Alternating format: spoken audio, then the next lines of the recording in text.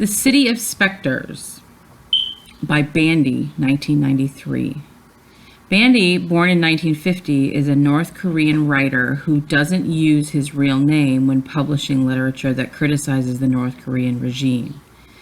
Bandy's writing has been smuggled out of North Korea to be published in other countries. In this short story, a North Korean woman is singled out by a government official for having curtains not issued by the government. The day before the National Day celebrations, Pyongyang was decked out in all its finery. The last 3 months of the tireless preparation had paid off in spectacular fashion.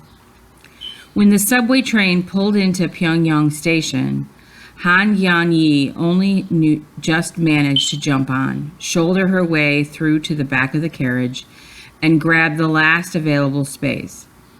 Underground, it was every bit as thronged with people as the streets on the surface. At each station, a tide of people surged into the carriage: soldiers, university students, middle school pupils, young farmers hefting models for the ceremony, ordinary citizens bearing armfuls of flowers, Boy Scout leaders gripping cudgels. Their appearance, and particularly the things that they were carrying, showed that they were on their way to the rehearsal for tomorrow's mass games, in which 1 million people would take part. As more and more people piled on, Yang Yang-hee was forced to wiggle her sturdy frame from side to side to keep herself from being mercilessly squeezed. Still, she kept her eyes on her son the whole time. The 2-year-old boy was practically glued to her, sandwiched between her ample chest and her office bag. She seemed to cling ever closer to his mother, his wide eyes darting nervously around. The air in the carriage, a stifling fog of heat and noise that had worsened once the train pulled out of the station, seemed to cool off just a little, and Yang-hee could breathe a little more freely. As she did, she was able to hear again the voice of the nursery governess, ringing out clear above the babble of conversation and the train's clattering motion. In the nursery, at the end of the working day, seeing each child safely into the arms of a parent, the governess had singled Yang-hee out for one of her lengthy spiels. "Ah, comrade manager, I wonder, have you been scaring your son with stories of the Yobi, and fearsome creature who stuffs disobedient children into his sack and tosses them down a well? I ask because he was just having a nap earlier, your son, of course, not the Yobi, ha ha ha, when all of a sudden he jerked awake, covered in sweat and screaming as if he would burst. Yobi, Yobi! Extraordinary to think someone like you could have produced such a delicate constitution." "You're right. He must get it from his father's side. If he was anything like me, he'd take more than a fairy tale to frighten him." Yang-hee forced a laugh. Although something of a celebrity when it compared with other mothers, manager of a marine products shop at the age of 36, with a forcible personality that matched her strapping frame, she couldn't help being unsettled by the mention of Yobi. Of course, the governess had likely been speaking in innocence, mildly annoyed at having to deal with such a sensitive child and wondering how to prevent similar outbursts in the future. But Yang-hee wasn't in the type to take such comments at face value. "Has the government picked up on something?" she wondered. Why else would she ask about Yobi of all things? How much does she know? It was a futile train of thought, and she knew it. She berated herself for such spineless fretting. And yet, after she's got off at Sungri station and made her way back up to the street, the same thoughts began to crowd back in. Only when she arrived at Kim Il-sung Square, where an army drill was taking place, did a new realization come to her, one that trumped all her previous worries. Over the sea of heads and fists raised in salute, the window of her apartment was clearly visible, on the 5th floor of their building. All she had to do was cross the square to find herself at home. Today, though, this wasn't an option, not because of the drill, but because entering the square would bring her son, already alarmed by the 1,000-strong cries of Long Ling Kim Il Sung, Long Live North Korea, face to face with terrifying Eobi. This kid, Young-hee muttered under her breath, barely aware that she was speaking. A wet rag, just like his dad. Abandoning her usual route home, Young-hee turned instead to a nearby shop which specialized in children's clothes. Her son really was the spitting image of his father, with a body as feeble as his mind. But what else but a congenial weakness could account for a child's growing a fit at the sight of a mere picture? If it hadn't been for her husband, Young-hee would have gone to the hospital days ago and demanded some kind of treatment. But no, it had to be kept hush-hush, so the child was still a baby. What did that matter? He was the son of a supervisor in a propaganda department, and having a tantrum at the sight of Marx's portrait had serious implications. And besides, now that the preparations for National Day were coming to a head, people were at such a level of excitement, they'd be liable to mistake a dropped spoon for a grenade. The event itself would be followed by a strict review, and woe betide any participant who had demonstrated less than revolutionary fervor. No, it wouldn't do to step out of line just now. There were only a few days left, after all. They just needed to keep their heads down. This was all Young-hee's husband had to offer by way of a remedy.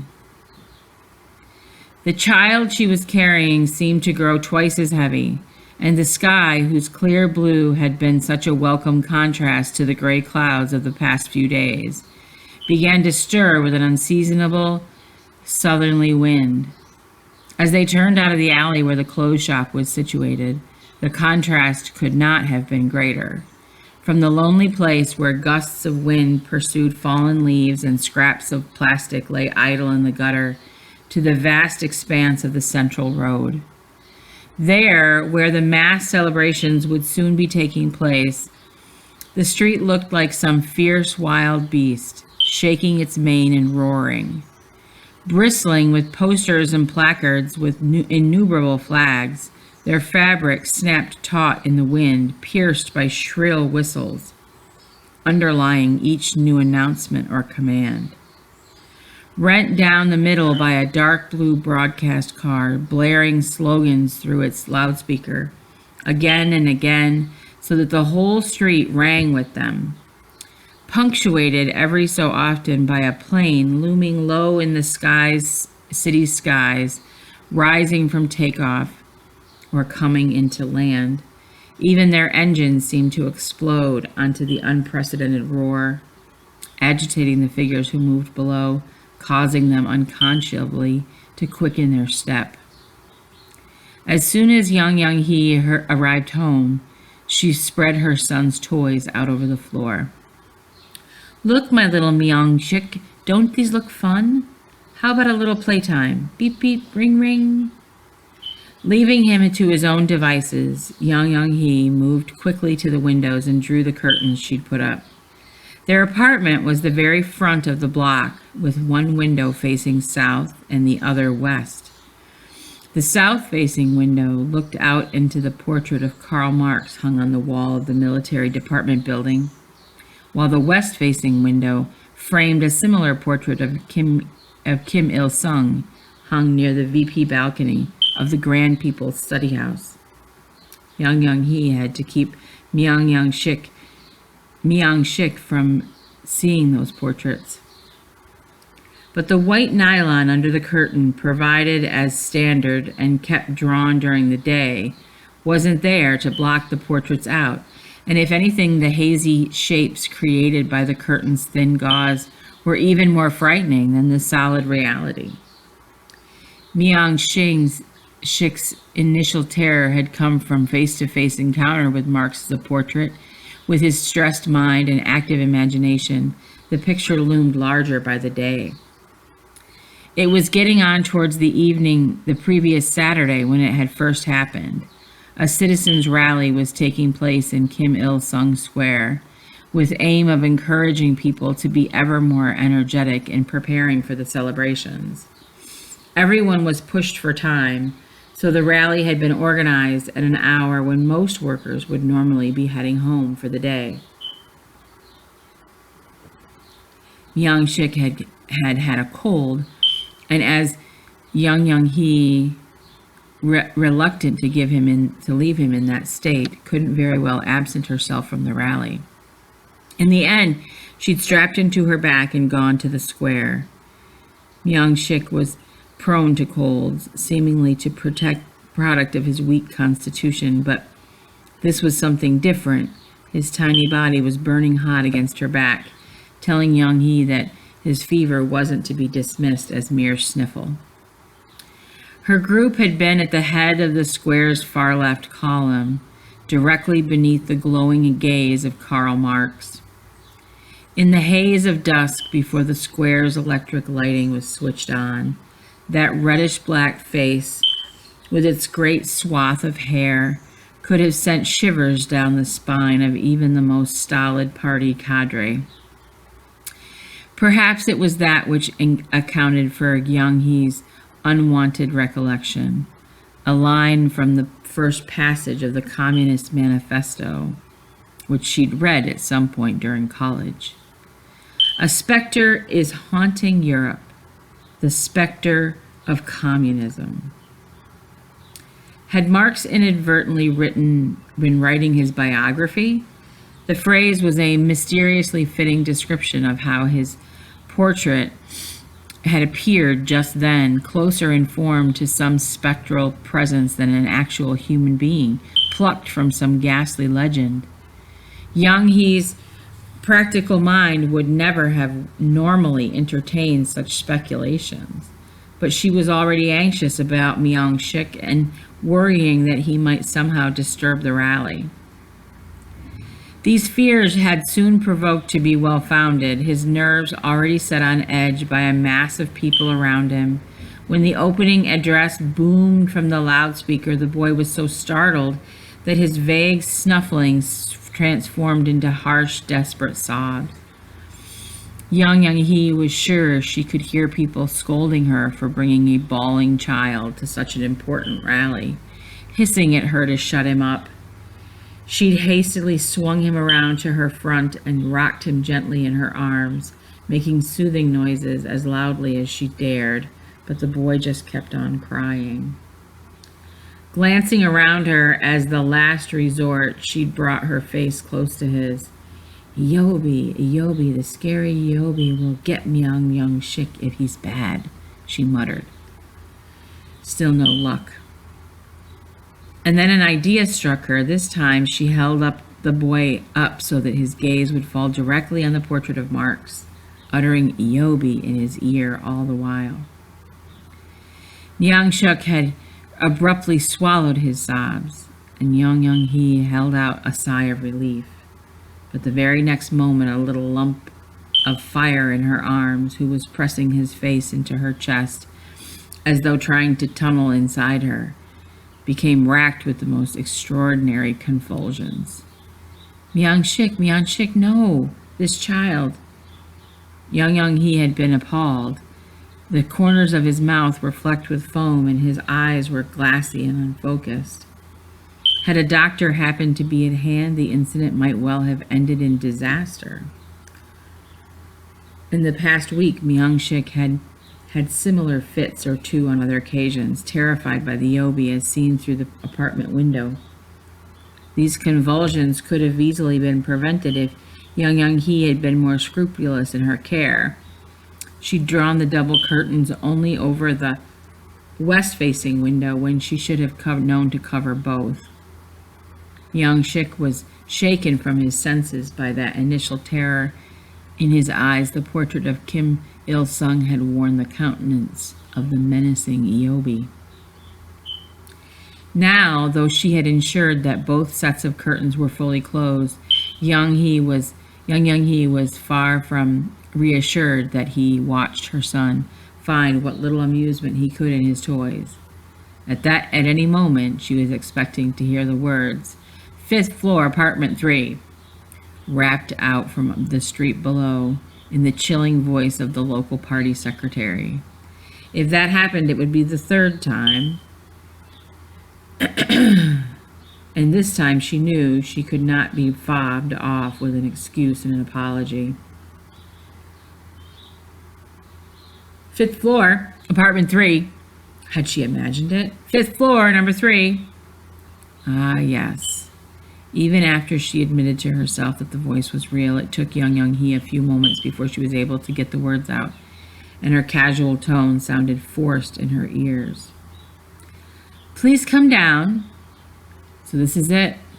Young Hee lifted Myung Shik up and carried him out of the apartment, descending the stairs with heavy feet. "Again, comrade manager, after everything I've told you?" Though well past 40, the local secretary's lips still bore the flush of youth, and her white-framed glasses contained no prescription. Her voice, on the other hand, was cold and colorless. "The thing is, comrade secretary, that's enough. Do I really have to spell it out for you a third time?" This appeared to be a rhetorical question, as the woman launched straight into her usual speech before Young Hee had the chance to question its necessity.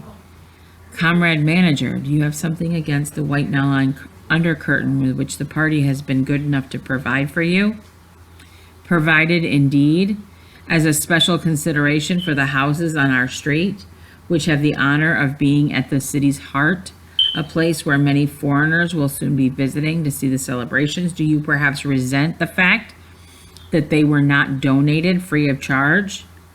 "That's not it.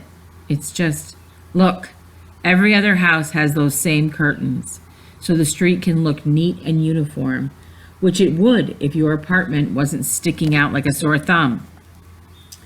Jabbing a rigid finger in the direction of the offending curtains, the secretary scowled first at them, and then at Young Hee herself. "Well, as I said, isn't it that?" Once again, Young Hee found herself interrupted. "It's the same story every time. Why do you persist with this obstinacy, comrade manager? You might throw your weight around in your job, but collective life is another matter."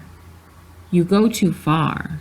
"Too far?" the secretary thundered, though Young Hee's protest had been couched in the mildest of terms. She began to flip through the red notebook she had tucked under her arm. "Given your family's loyalty to the party, I'll tell you frankly how things stand. I receive a report dated the 6th of September. In apartment 3 on the 5th floor of the building, every day from around 6 in the evening until the next morning, blue double curtains are drawn in both windows. I find this extremely suspicious. It could be some kind of secret code to communicate with spies." Clapping the notebook briskly shut, the secretary glanced sharply up at Young Hee. "Such a report will have reached other ears than mine, comrade manager. And you dare to tell me that I'm the one who's going too far?" Young Hee's eyes were wide with shock at first. Almost immediately, she felt something bubbling up inside her, moving through her body with real heat and substance. Those who have boldness, who are undaunted even in their endurance, know how to hold themselves in check when they'd have to. But there comes a point when that endurance reaches its limit, and when it does, the full force of their character will manifest with double intensity. A secret code, spies. Young Hee's laughter finally burst forth, a hearty guffaw that she could not control. She laughed so long and so loud that Myung Shik whimpered in alarm, and the secretary began to look somewhat cowed. "Okay," Young Hee said, still chuckling to herself. "I'll tell you." As she drew herself up to her full height and shifted Myung Shik's higher in her arms, she imposed stature that was matching once again by a dignified, commanding air. The laughter had acted as a coarse sieve, straining out her niggling concerns until all that was left with sheer brazen nerve. What could she possibly have to fear?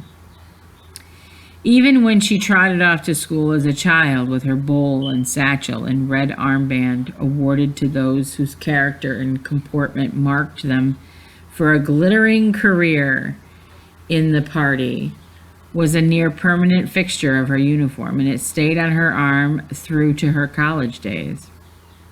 After graduating and securing an inevitable position, she steadily maintained her rank as a party cadre and was entrusted with ever greater responsibilities.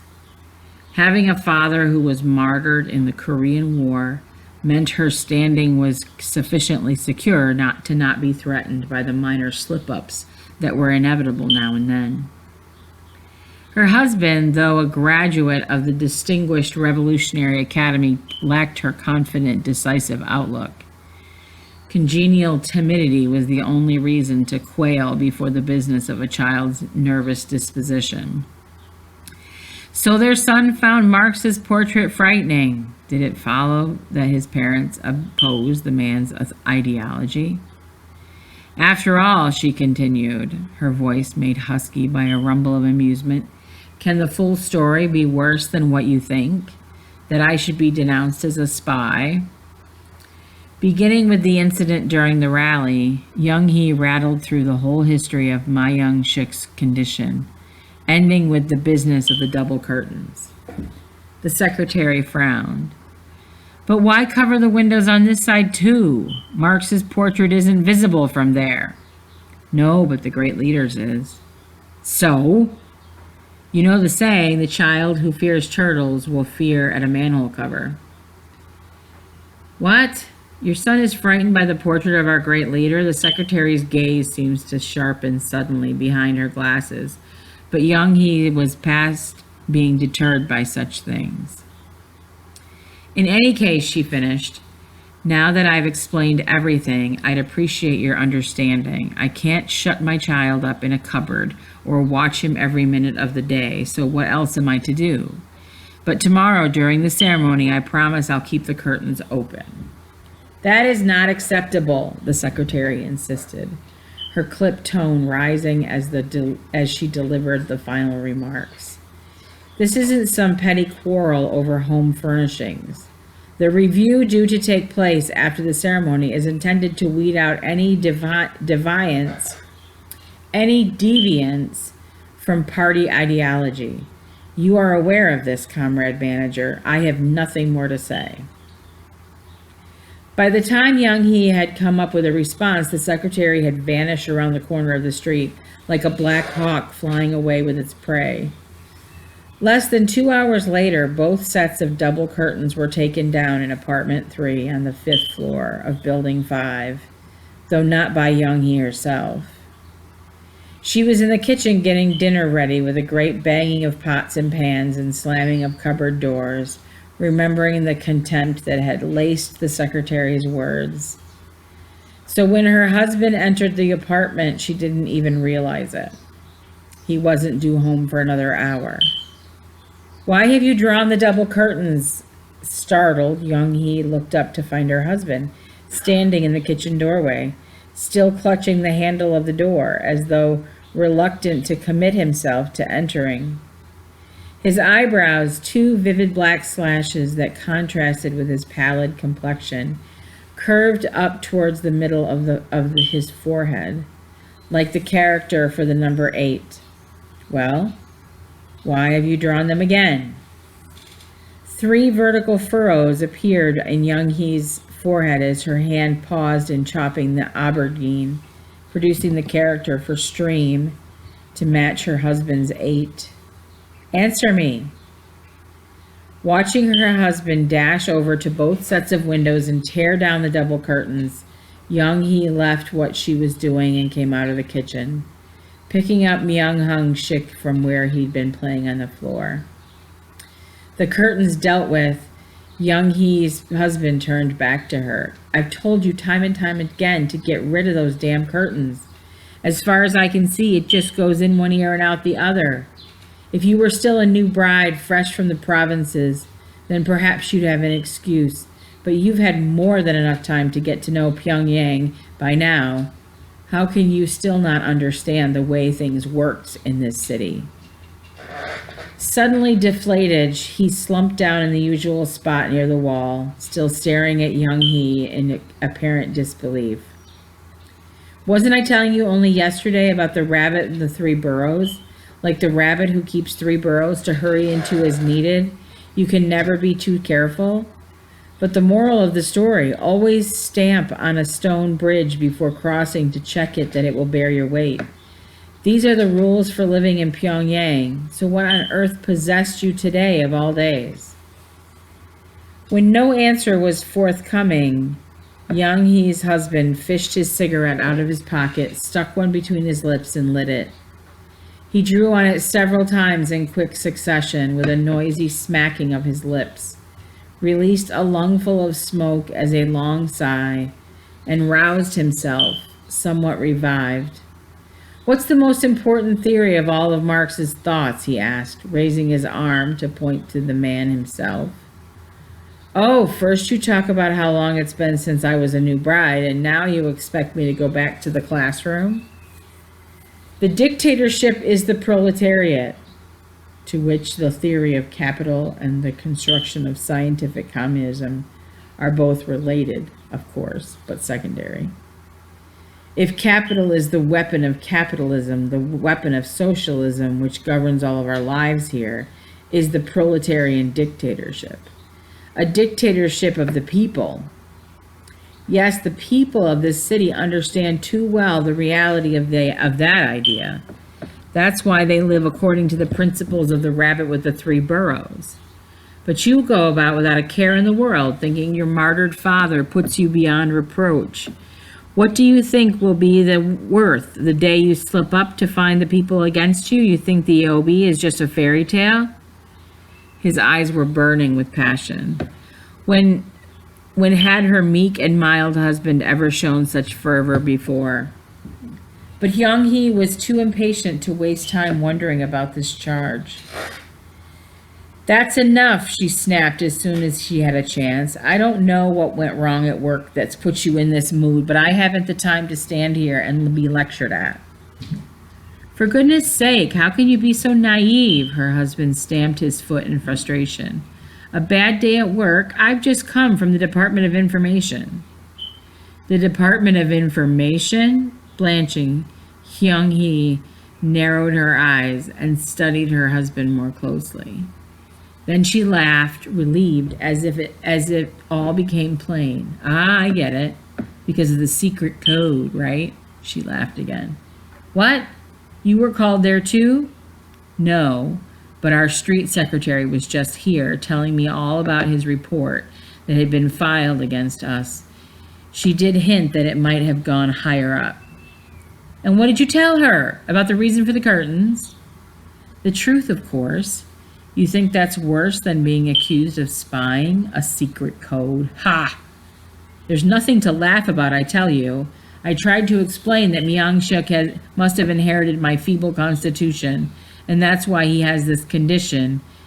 And do you know what the department said? No, what? That our physical constitution isn't all we inherit. That our mindset comes from our parents, too. He really said that? Yes. And what would it say about you or me if we passed on to our sons a fear of the great leader's portrait? Well, that's ridiculous. Is it? It's as simple as 2 times 2. Outside the window, something glittered like a flash of a knife, followed by an almighty clang, as though a metal barrel were crashing down all 5 flights of their building stairs. The wind slammed their front door, which Young Shee's husband had opened in his haste. No sooner had the echo died away than it was replaced by the gentle drumming of rain against the window pane. The rain carried on late into the night, repeatedly dropping into a murmur only to return to a fresh crescendo. Myung-shuk's sleep was so fitful it barely warranted the name. and young he had to sit by him all through the night, soothing about of tears. It was the night before National Day, a day of celebration which the entire city had been anticipating for months. And young he was so exhausted that she soon nodded off time after time as she sat by her son. Each time the rain slackened, the electric lanterns festooned the trees, flickering back on again, their light causing multicolored flowers to bloom on the window panes. It had been a different holiday, the Lunar New Year or Harvest Festival. The sight would have lightened Young Hee's spirits, but these lights just seemed to mock her. As she'd drop off and then startle herself awake again, her hand would automatically feel from young cheeks, but then her head would resume its jerky nodding like a pedestal pounding rice flour. The surge of rain, the sigh of the city, the sigh of the wind, the night lying otherwise silent in the streets, eventually all these disjointed elements came together to form a single dissonant chord, unfurling an ancient cityscape in Young Hee's exhausted mind. A drawn-out cry blew in from somewhere, reverberating throughout the sleeping city. Eobe. What are you doing hanging around when you could be asleep at home, planning to spoil tomorrow's celebrations? But what was this? A monstrous, hairy figure straddling the two tallest apartment buildings, a foot on each roof. It was none other than Eobe himself. So horrified that her wits deserted her, Young Hee turned and ran for her life. But the tense little faces peering out of each window, as densely as the cells in a hive, scrutinizing the movements in the street below, belonged not to people but to rabbits. They were the rabbits from the fable, the one her husband had learned by heart as a child. How had Young Hee become trapped inside of it? Frantically scanning her surroundings, she was back in her apartment now, but the nightmare was ongoing. She spotted another of the rabbits lying stretched out on the bed over there, a particularly pathetic-looking specimen. His mouth formed a pitiful O of surprise, but it was fast asleep and snoring thunderously. It must have been Eobe's harry roar that had left it so drained. But what was that row of small white teeth she glimpsed inside his gaping mouth? Why, it wasn't a rabbit at all. It was her husband. Mama! Uh-oh, sleep, meow chick. Even the grip of her trance, Young Hee had been mechanically going through the motions of soothing the restless meow chick, but now her movements began to slacken again, little by little. She slipped into that same sleep in which, spite of the howling wind, the exhausted city was ready for itself. As soon as the next day dawned, people rushed to their windows to peer anxiously upward. Young or old, man or woman, there couldn't have been a single person in the whole city who wasn't examining the sky, trying to second-guess the weather. The signs were far from promising. The sky was covering itself with ink-black clouds, threatening an escalation in the already steady rain. Around 6 o'clock in the morning, though, it appeared that there was a false alarm. The rain petered out, and the sun showed its face as though nothing had ever happened. In the barracks, schools, and factories, the 100,000 ceremony participants began to stir themselves, all according to plan. Not even 30 minutes had gone by before the sky put on another bombastic display. This time the rain went well beyond a mere shower, pouring down in great vigorous sheets, enough to throw the whole city into turmoil. Sewers overflowed into seething gutters, and people sought refuge anywhere they could, in subways and apartment buildings, in underground stations and bus stop shelters. beneath the awnings of public buildings or the lintels of front doors, watching the raging torrent with dismay. 8 o'clock went by, and then 9 o'clock, only when the clock hand had scant 45 minutes remaining before the ceremony's scheduled start time of 10 o'clock, did the rain abruptly cease, as though the sky were giving its reluctant permission for everything to go ahead as planned. A rainbow itself strung itself between Yanyak Island and Moran Peak, like a banner that might have read, "Impossible to hold ceremony at scheduled time." Patches of clear blue began to show through, and all the signs pointed to a day of glorious sunshine. Now the ceremony would be able to go ahead as planned, with the cleanly washed city as a stylish backdrop. If the 100,000 people scattered throughout the city center could manage to converge on Kim Il-sung Square within the next 45 minutes. But that would have been like expecting new leaves to sprout from withered trees. In place of the rain, the sky began to crackle with innumerable radio broadcasts, including transmissions from the chief broadcasting offices of certain Western countries. North Korean National Day celebrations 3 months in the planning postponed due to torrential rain. Thus the foreigners displayed their ignorance of Pyongyang. Citizens, your attention. The ceremony will proceed as planned. All participants must, without exception, present themselves at their designated assembly point. The broadcast radio channel 3 shrilled its message into the city's collective eardrum. From the subways and apartment buildings, underground stations and bus stop shelters, beneath the awnings of public buildings or the lintels of front doors, people dashed out like bullets fired from a gun. Only Young Hee remained where she was, alone, but for Myung Shuk in her hushed apartment. She heard the broadcast along with everybody else, understood the emphasis implicit in the words without exception, but she knew she was exempt from her unit's roll call. She had a sick child to take care of. At least her apartment's inevitable location meant she'd have a prime view of the ceremony. Moving to the window, she looked over the vast expanse of the square, still deserted despite the repeated broadcasts, and with only 35 minutes left on the clock. 30 minutes. 25. And then a miracle began to unfold. One by one, columns began to form in the square, neatly divided like blocks of tofu. Each column accumulated new blocks in rapid succession, as though the phrase "without exception" were a long steel spit pushing through the city, skewering people in bunches and delivering them promptly to the square.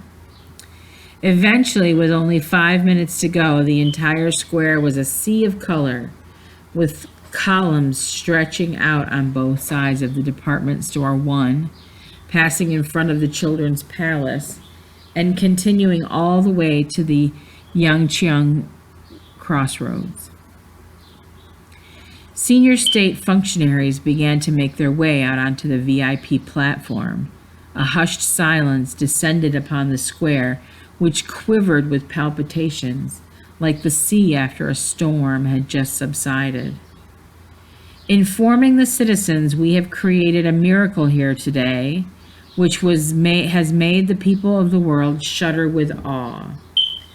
100,000 citizens have assembled here in Kim Il-sung Square, 100,000 citizens within 45 minutes. Unbeknownst to herself, He pressed her hands together in front of her chest at this new broadcast from Radio Channel 3. For some reason, her heart began to shudder. Shudder. Yes, that was the exact word for it. What had just taken place in front of Young Hee's eyes was a spectacle inducing the awe of terror rather than wonder, felt in witnessing a miracle. Not even the threat of immediate death could have induced such unconditional obedience. What terrifying force had caused this city to give birth to such an incomprehensible upheaval? As it turned out, the young he did not have to wait long for an answer. The post-ceremony review went on for a week in various cities throughout the country. At each unit's review hall, the party secretary's sharp tone was punctuated by a strike of the hand on the rostrum. Those on the receiving end of this tongue lashing would stand with their heads bowed, pressing their lips together to swallow stinging tears and stifle the cries of despair. Anything deemed to have marred the celebrations, even down to a so-called lack of fervor, was exhaustively accounted for. The most severe punishment tended to be expulsion from the capital, or banishment was the official term. This was effected with ruthless efficiency. The banished were not even permitted to pack their own belongings. Once the verdict had been handed down, "Comrade, your behavior at this time of the celebrations has been judged as unacceptable. According to party regulations, your household will be relocated to the countryside." The punishment was discharged immediately. Under the careful scrutiny of a representative from the Department of Information, several officials arrived with straw bags and knotted rice sacks, into which belongings were packed so swiftly that the offenders never had time to react. Things were arranged as so to leave little time as possible before the train bound for their new home departed. The representative stayed by the offender's side the whole time, in the truck to the station and then to the train, so deeply concerned to see them to their destination, which was so far from Pyongyang in every sense that it seemed an alien land that he never once let them out of his sight. All of which was exactly what happened to Young Hee and her family. The verdict was just her husband had predicted, neglecting to educate their son in the proper revolutionary principles, with a negative effect on the National Day ceremony. Further, making coarse remarks about the portrait of Karl Marx, the father of communism, and comparing the portrait of our great leader to a manhole cover. The accused are therefore guilty of jeopardizing the preservation of our party's ideology. There were 4 passengers in the truck, which left close to midnight, the icy chill of mid-September, biting down to the bone. Han Yang-hee, her husband Park Suk-il, and son Park Myung-shik, plus the representative from the Department of Information, crouching in the cargo space among the family's belongings. The seat next to the driver was free, but the representative, ever solicitous of his charges, had elected to stay next to the family. The baby cried and cried, his exhausted, monotonous sobs, and the hemp hood that had been tied under Young Hee's chin created a vivid picture of the family's suffering. Her husband chain-smoked through the journey, and when a spark from his pipe landed on one of the bundles of clothes, burning a small hole through the fabric, no one moved to brush it off. Before he left, the driver had to bend over the engine, coaxing the sputtering machine into life. Even that brief space of time was enough for a multitude of thoughts to come piling into Young Hee's mind. They propped up one another, up after another, a bewildered procession of disjointed fragments. They were the pot shards she'd used to serve up a meal of sand when she was still young enough to play at keeping house, and the time she'd scrapped with the neighbor's son who dared to call her a tomboy, or that winter vacation in her first year of college when she arrived home after taking the night train alone across the country, a distance of some 30 ri. "Look at this girl," her grandmother had exclaimed. "Does she know no fear? She must be possessed by the spirit of some general." And it was true. With a martyred father to give her strength, of her own daring. Up till now, Young Hee truly had lived in ignorance of what it was to fear. Yet now fear seemed to govern her entire existence. The door to the driver's cab banged shut and the engine roared into life. The sound scattered Young Hee's thoughts, and her field of vision narrowed to take in only the window on her side, brightly lit as though someone were seeing them off. Young Hee shifted and coughed as the vehicle jerked forward, trying to dislodge the column of water vapor that seemed to burn beside her breastbone. Was it the knife-sharp glance of the representative that made her feel that burning sensation inside her? Or the decorative lantern strung from the roof of the State Department building, which seemed to command her to marshal her thoughts along the proper channel? Her blank gaze shifted, and the square's two portraits loomed into view. Karl Marx, his features buried in a bristling sea of beard, and Kim Il-sung, his lips set in a stern, disapproving line. Two red specters, bellowing at Young Hee.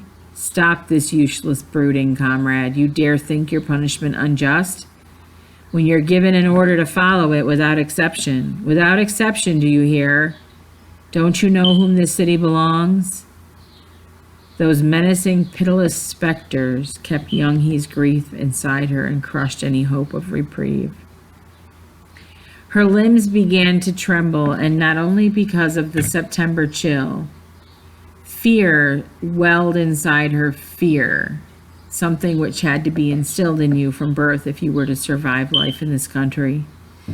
Now at last she had the answer to the riddle, understood the force that had moved 100,000 people like puppets on a string.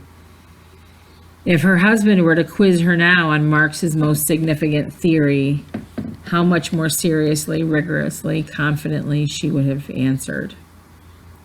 The truck raced onto the station. Both sides of the road, the clusters of apartment windows mysteriously recalled to her a dream from the night before National Day, the rabbit with 3 holes.